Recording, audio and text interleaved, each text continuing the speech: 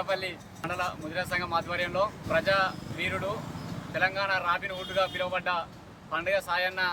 జయంతి వేడుకలను ఇలా తంగంపల్లి మండల కేంద్రంలో వారికి నివాళులు అర్పించి ఘనంగా నిర్వహించుకోవడం జరిగింది. ఇలా ఏదైతే 1860-1990 కాలంలో అప్పటి నిజాం రజాకారులకు దేశముఖులకు వ్యతిరేకంగా ప్రజల పీడిత వర్గాల ప్రజల విముక్తి కోసం ఆయన చేసిన పోరాటాలు నిజంగా చిరస్మరణీయంగా మనందరం ఇవాళ గుర్తుంచుకోవాల్సిన అవసరం ఉంది. ఎందుకంటే ఆయన అప్పటి దేశముఖులకు అప్పటి నిజాం రజాకారులకు వ్యతిరేకంగా ఎవరు ఎదిరించి మాట్లాడే సందర్భంలో కూడా ఆయన ఎదురు తిరిగి ఇలా పీడిత వర్గాల ప్రజలకు ఇలా ఏదో ఒక వర్గానికి కాకుండా పేద వర్గాలందరికీ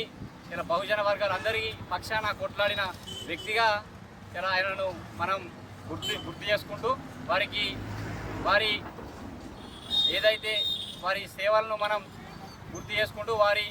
ఆలోచనకు అనుగుణంగా మనమంతా ముందుకు పోతూ వారి ఆశయాలను కొనసాగిస్తూ వారి ఇలా ఏదైతే వారి ఆ కాలంలో ఏ విధంగా ధైర్యంగా పోరాడి ఆనాడు స్వయంకృతంగా ఆయన ఎవరి మీద